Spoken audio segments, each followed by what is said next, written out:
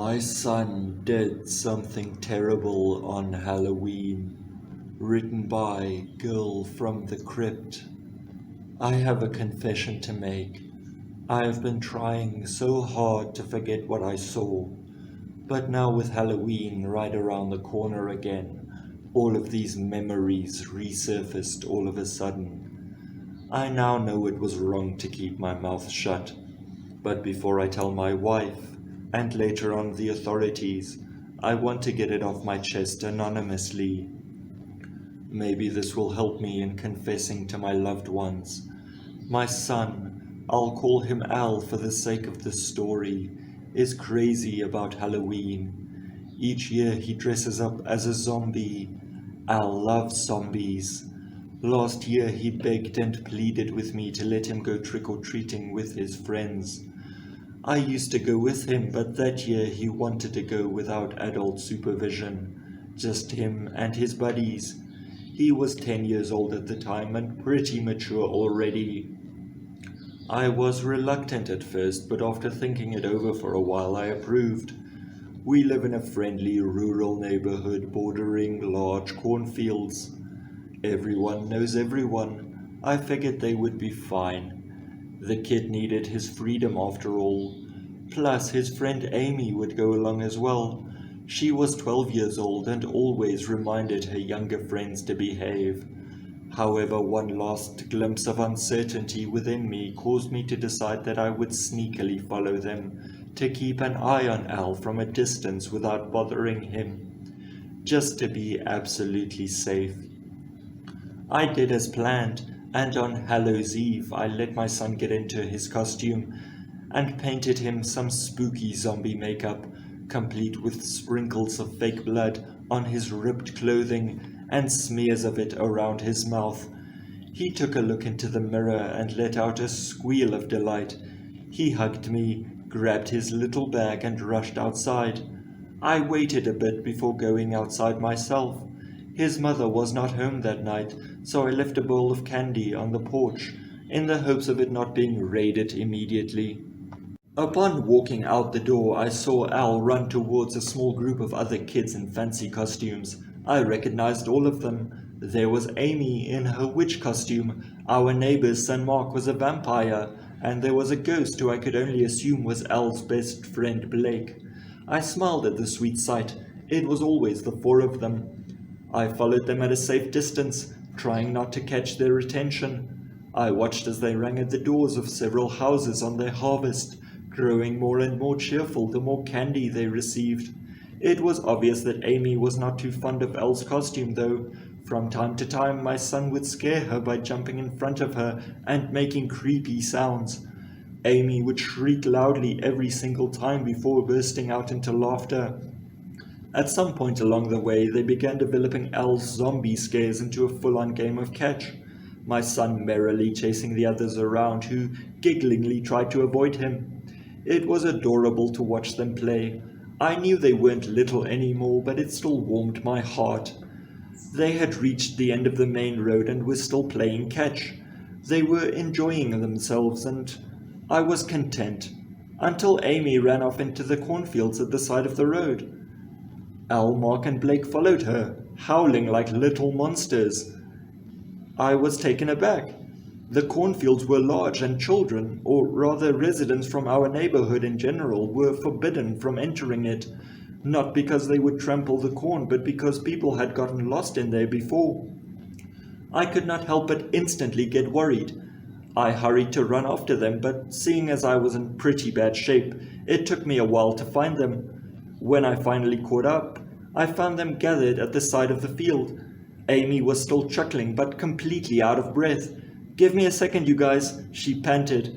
"Aw, come on," Blake argued from under his white cloak. "Playing zombie is so much fun," Al cheered. In the heat of the game, he had completely given up his usual calm demeanor and was losing himself in a fit of giggles. "Can we keep playing zombie, please?" "Yeah, just give me a second, you guys," Amy repeated. She was still bent over and trying to catch her breath. Suddenly, the three boys stuck their heads together and began murmuring amongst themselves, out of earshot from Amy. What are you talking about? The young girl asked. We're playing zombie for real this time, my son exclaimed. I frowned in confusion but stayed where I was. I watched as Blake and Mark strode over to Amy and grabbed her by the arms. It's okay, they're just trying to scare her, I told myself. But that notion was quickly knocked out of me when Al picked up a large stone from the dusty ground, his skinny arms struggling to lift the heavy thing. Slowly, at a pace almost menacing, he made his way over to Amy. I wanted to intervene. I wanted to dash out of my hiding spot and stop him, tear that rock from his hands. I wanted to scream, but I could not. I was paralyzed. Tears began welling up in my eyes and running down my cheeks as my mouth dropped open, trying to form sounds, to somehow produce the shriek I was hoping for, but to no avail. I tried to move. I tried so hard, but I just could not. My body did not obey me. I watched in horror as my son lifted the rock above his head and brought it down on the screaming, struggling girl's head.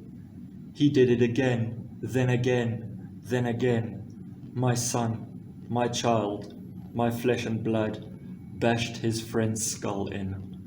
Blood was gushing everywhere, onto my son's hands, his face, his costume. Al let go of the stone, knelt down, and fumbled around in the remains of Amy's head.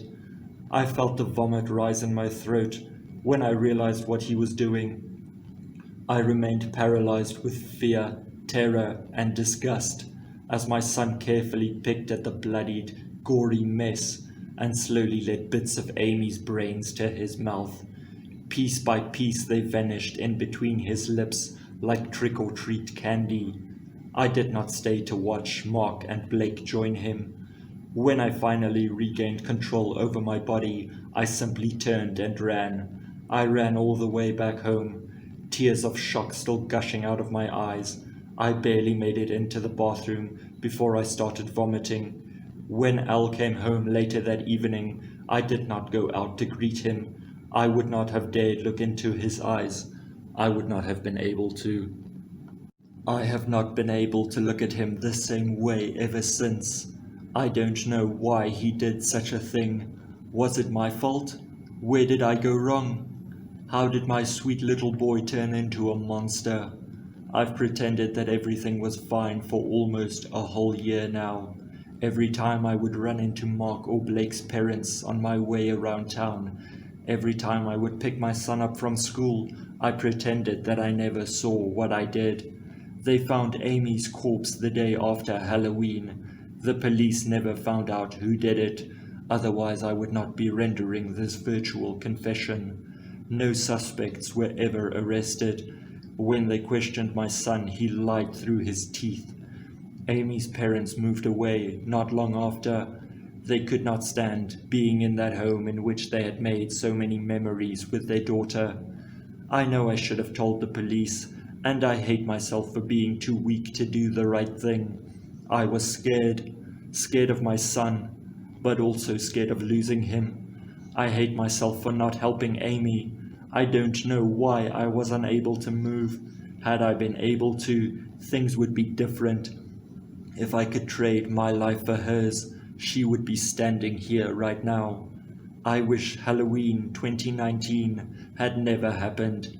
It has left my son a killer, a sweet young girl dead, and me, a guilt-stricken shell of my former self. I'm not stupid. I know that withholding information in a case of child murder has severe legal consequences. I deserve everything that's coming to me, but so does he. I guess I thought telling the truth would not make a difference. It would not bring Amy back to life. But by now I know that those were the cowardly, foolish thoughts of a cowardly and foolish man. I know it's way too late, but for once, I'm going to do the right thing. I'm going to use the blood-stained costume as evidence. I never disposed of it. They are going to figure out which stains are Amy's and which are fake blood, all right. I'm going to name Mark and Blake too. No more Halloween. No more playing zombie.